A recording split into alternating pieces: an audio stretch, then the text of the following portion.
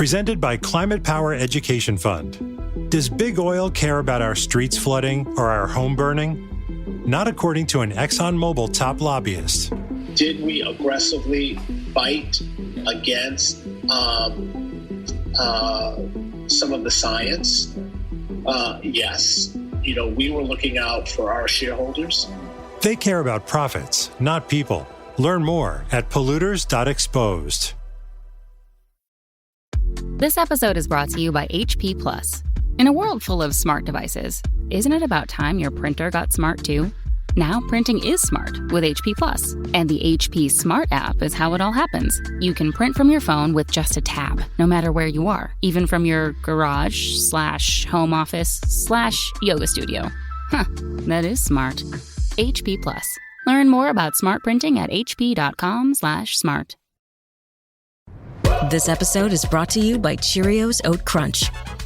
Make a good morning great with Cheerios Oat Crunch Almond. Topped with whole grain oats and sliced almonds, it's a breakfast your whole family will love. Pick up your box of the new Cheerios Oat Crunch Almond at your local grocery store.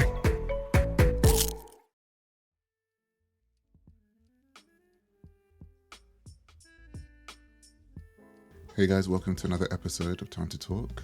I am trying a new thing, as I'm always trying a new thing, because God loves a trier. Where I just take, one or two topics, and I have you for around half an hour, 20 minutes, where we talk about a topic, and it'll be a solo episode like this, where I'm going through that. So today, I have two topics I want to look at. I want to look at the question around, should men sleep?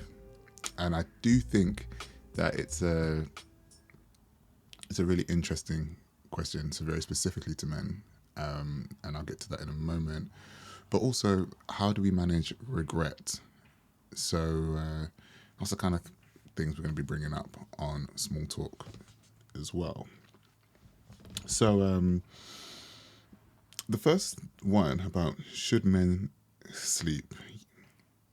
So I'm interested in that, and I've got a section in my book called Listening to Our Bodies, and in it, for those of you who've read the book, you'll know that it's kind of broken down into different segments.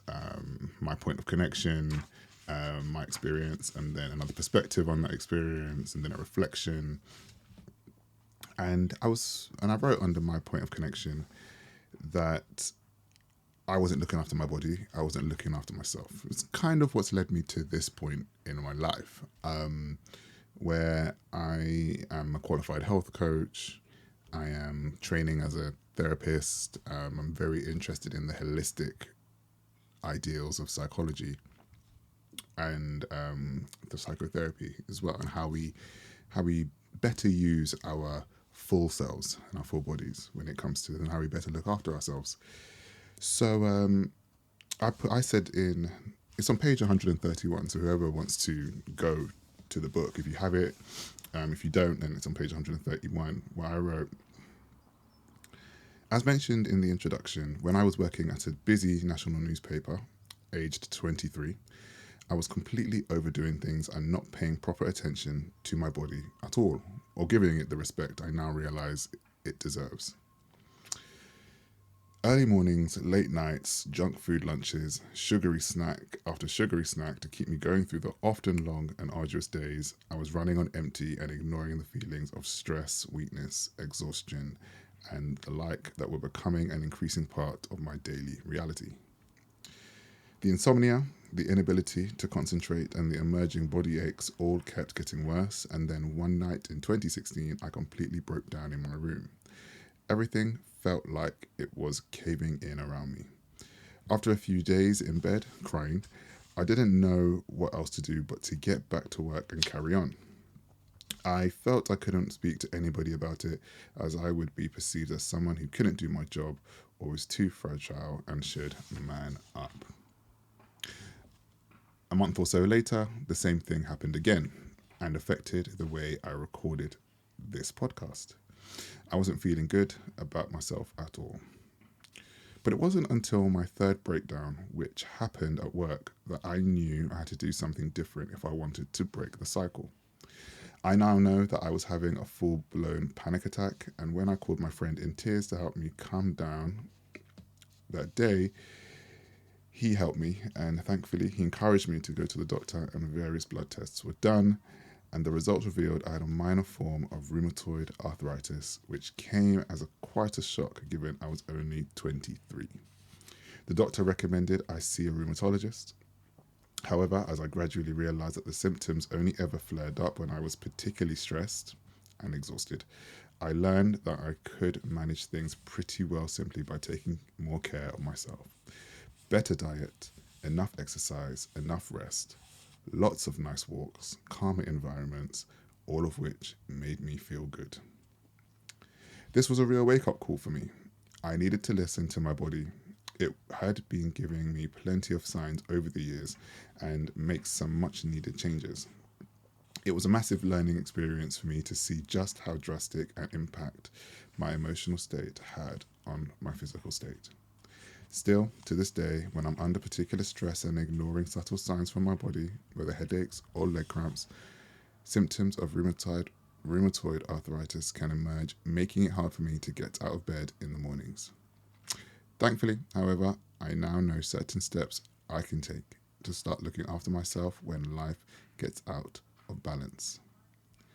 Slowing down a little, observing what's going on in my life, spending more time in nature, mindful breathwork and meditation, as well as going to the doctor for advice when needed, of course. So, bearing all of that in mind, I found this clip on the internet.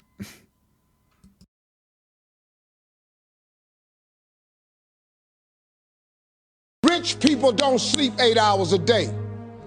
That's a third of your life. It ain't but 24 hours in a day. You cannot be sleep 8 hours a day. You can't live in LA and wake up at 8 o'clock in the morning.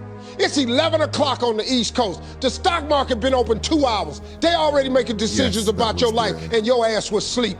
Irreverent Steve Harvey doing his Steve Harvey things, discussing and telling people, and specifically he's talking to men, clearly, that they should not be sleeping.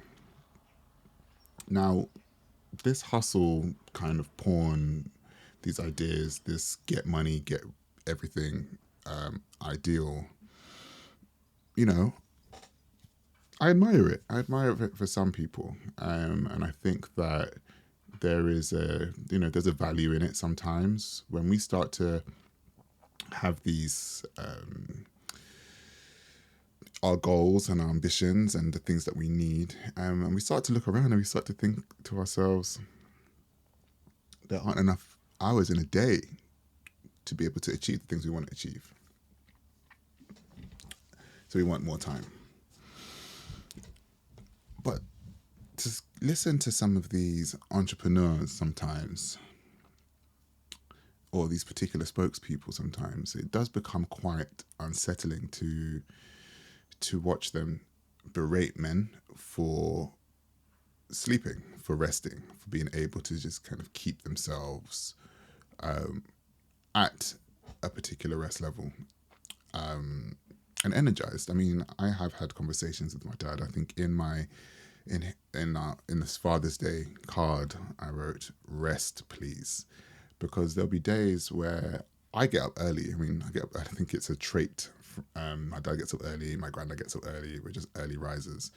It must be one of the male traits, but I do believe it's stemmed from an anxiety of some kind. But that's something to investigate another time. But I'll go downstairs and I'm just like, why are you up? Why are you up? Like, I know why I'm up. I've either got a course to go to, or I have an early work day. There's some things I need to get on with writing. I've got essays to write. I've got a blog to maintain. I've got a podcast to keep up with. And, my days are generally full. I don't see that my dad, you know, and I was just like, I don't want to be, you know, edging towards 60 and up all the time.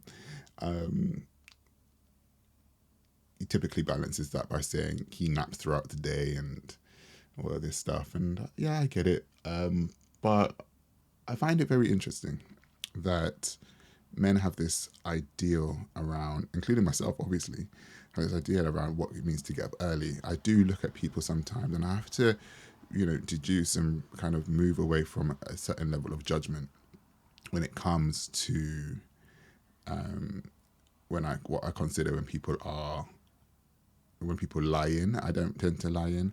As some of you may know, if you follow my newsletter, I went to a hotel for a weekend a few weeks ago, and I needed some time to write and just be away from the world for a while and just be in a different environment. And I got to the hotel at night, the first night, I went to sleep. And I woke up, I usually wake up around 6:30. I've got a writing group at 7. So I usually go to that.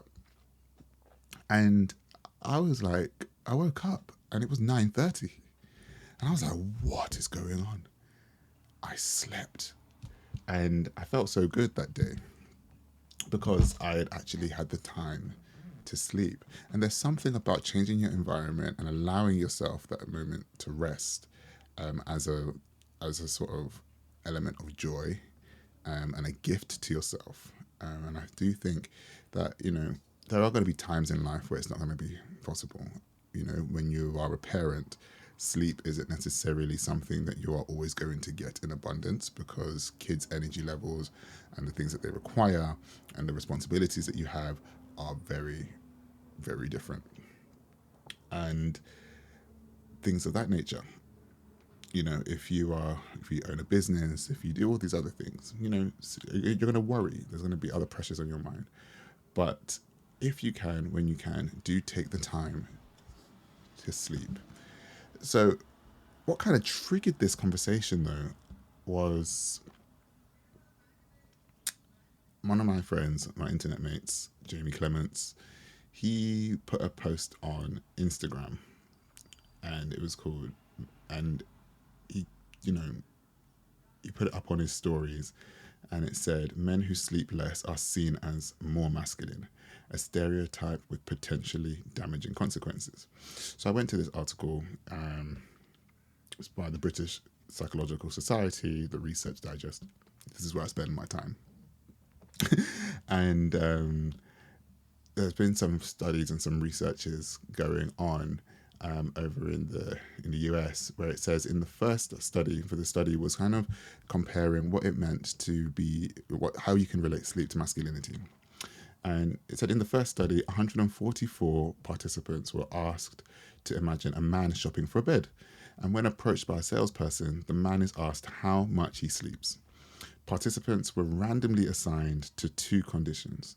In one, the man answers that he sleeps a lot, while in the other, he states that he sleeps very little. And after hearing the man's answer, participants rated how masculine they felt he was. And when participants heard that he had lots of sleep, masculinity ratings were significantly lower than in the little sleep condition. And then it moved on, where it said the participants were asked to describe either a masculine or non-masculine man's habits and behaviors, what he would like to do for fun, for example, as well as how much sleep he would get on average. And as in the first study, there was a link. Those in the masculine condition described their character sleeping for 33 minutes less than the non-masculine character. And it's this stuff that I find really interesting. Because when we start to delve in and have further conversations around stress levels, men's mental health, men's mindset,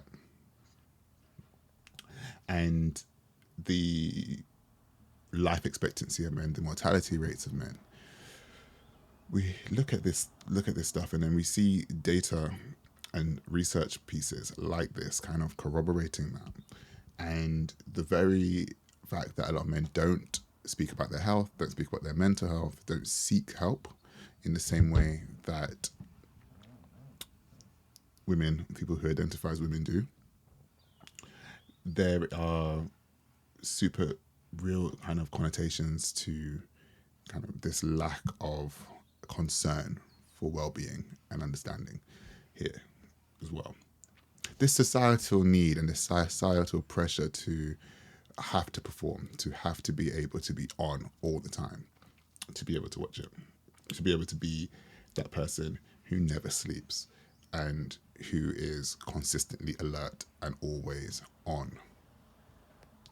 I'm going to link this research piece to in the show notes, but I just found it really interesting, especially listening to Steve Harvey say what he says. I do think that there needs to be a lot more consideration for rest and recuperation, and I do find it very difficult to rest, and I do think that we need to spend a bit more time understanding the importance of rest and what we can benefit from it in the end of the day. And who knows, it could mean us living that little bit longer, especially if we get those extra 33 minutes of sleep.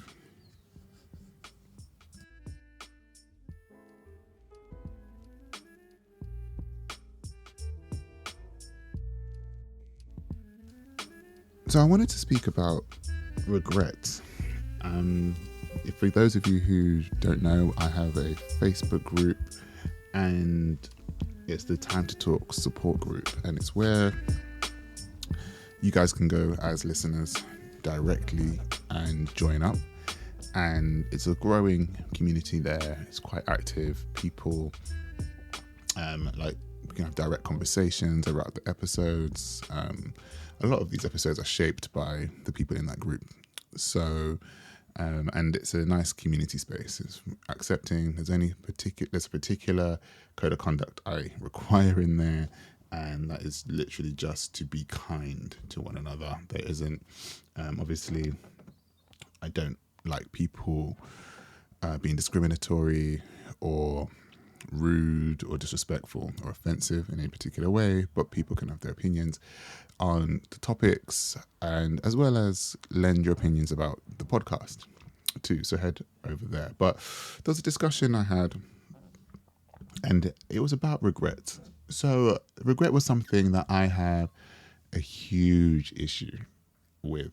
As far as the difficult emotions go, I think that regret is something that I had a very, very particular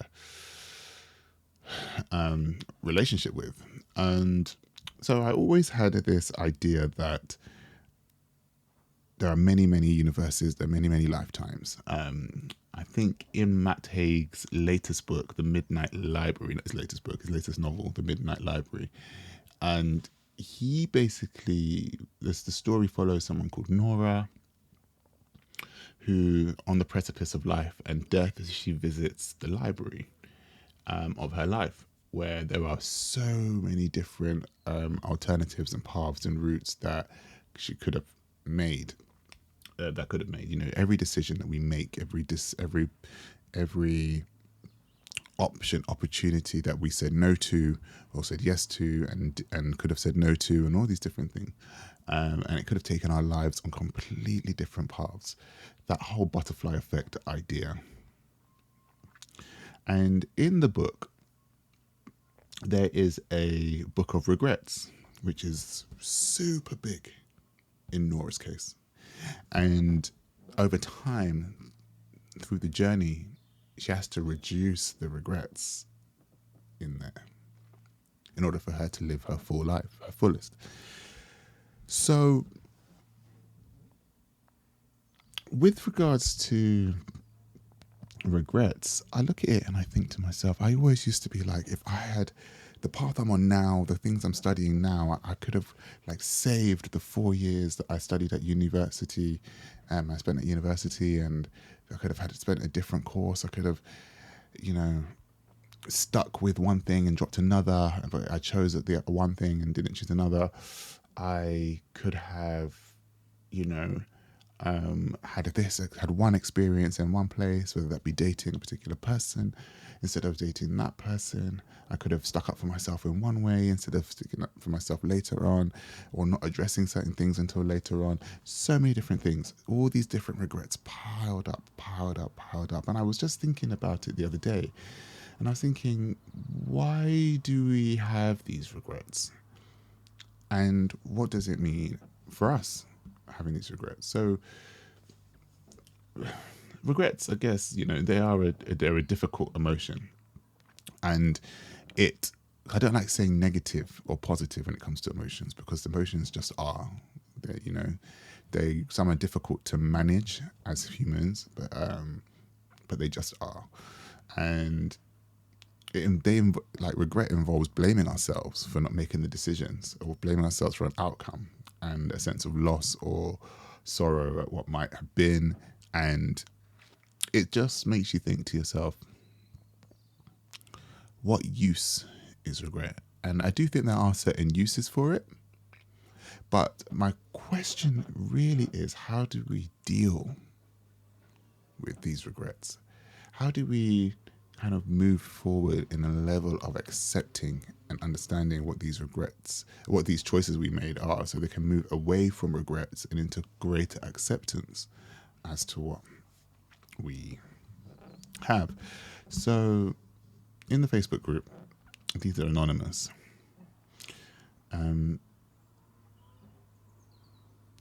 It's interesting because a lot of people have different takes on it. And one person put, it's your biggest teacher, regret. If you knew better, you would have done better, but it's preparation for your next victory. Some losses set you up to win. Another one said, think on why or how you made the decision. It's possible to make the wrong decision for the right reasons, in which case don't feel too bad about it. The key is to understand how you got to this position of regret and learn from it. Another said there's nothing you can do about it. Making mistakes is life's teacher. Somebody else said it's so tricky with regret, as decisions we could have made or not made always seem clearer in hindsight. And they went on to say, I don't know how to move past regret myself other than trying to learn from the experiences best I can. This doesn't stop me repeating the same mistakes, however. I just try to accept that life is messy and regrets are part and parcel of being human. And I just found it interesting also in my research around what this looks like, is that men and women experience regret in different ways. And it was saying that at the point of a study that I was reading was saying that women experience more romantic regrets than men at the time. I mean, the study was made in 2012, so it would be interesting to see what it looks like in 2021. But I do think that a lot of the regrets we have are to do with interpersonal relationships, the kind of friendships that we could have had or could have wanted, the things we could have said in an argument that we didn't, the person we could have been at work among other people that we weren't. So there are loads of different angles around what it means to be regretful, but is there any value in it? And I was reading the research of Neil Ruiz, I don't know how to say his name, Neil Ruiz, at the Kellogg School of Management at Northwestern University over in the States. And his studies of younger people have shown that regret was rated more favorably than unfavorably, primarily because of its informational value in motivating corrective action. So in this, it said, interestingly, regret was rated highest of a list of, they put negative, obviously, I use difficult, emotion in fulfilling 5 functions: making sense of the world, avoiding future negative behaviors, gaining insight, achieving social harmony, and improving ability to approach desired opportunities, presumably because we regret past passivity.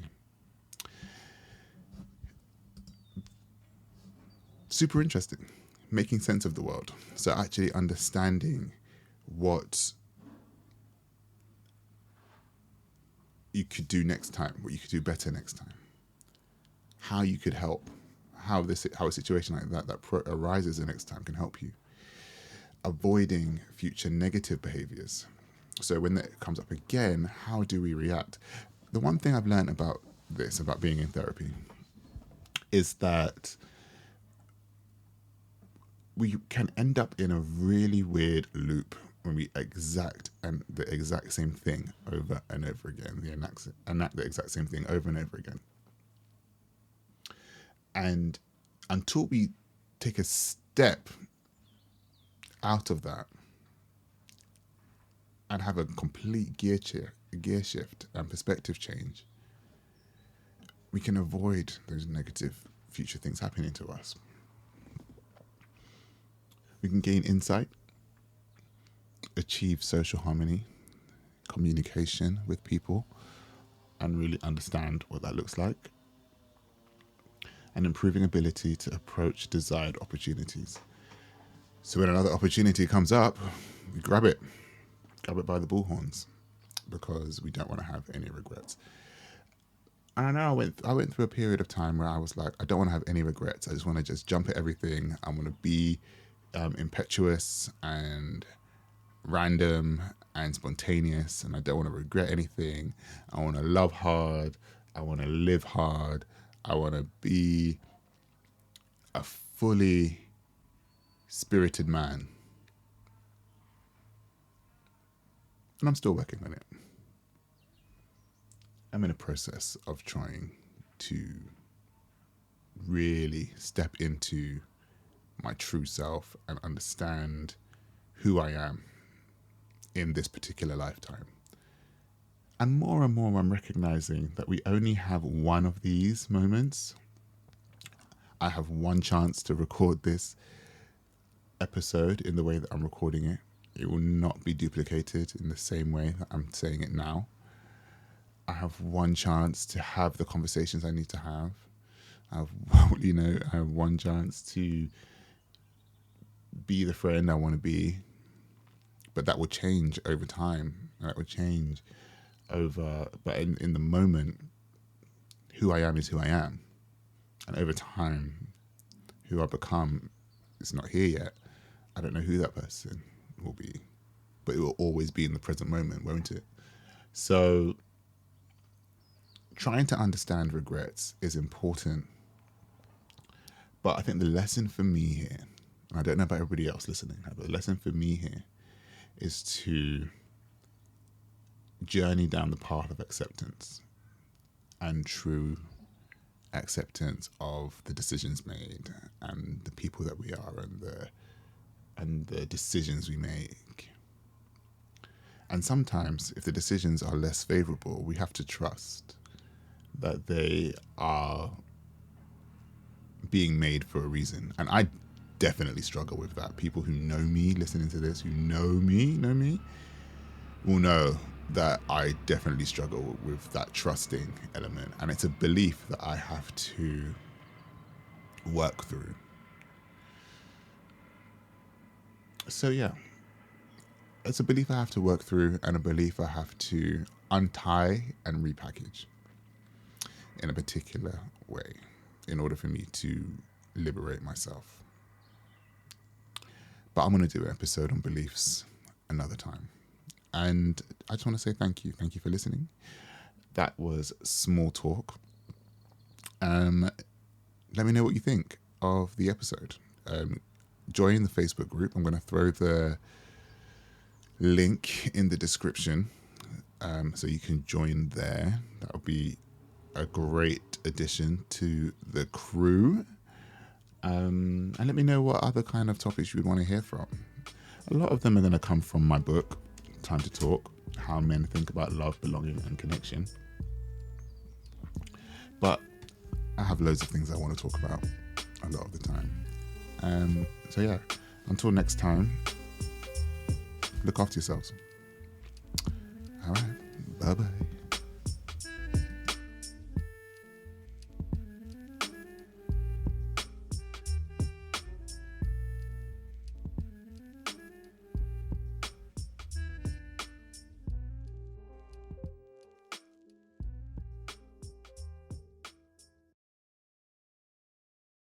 Winning comes in all shapes and sizes. It's different for everyone. One thing is certain. Every day there's an opportunity for a win. Just like scratchers from the Virginia Lottery. Everyday grab and go. Everyday giftable. Everyday fun.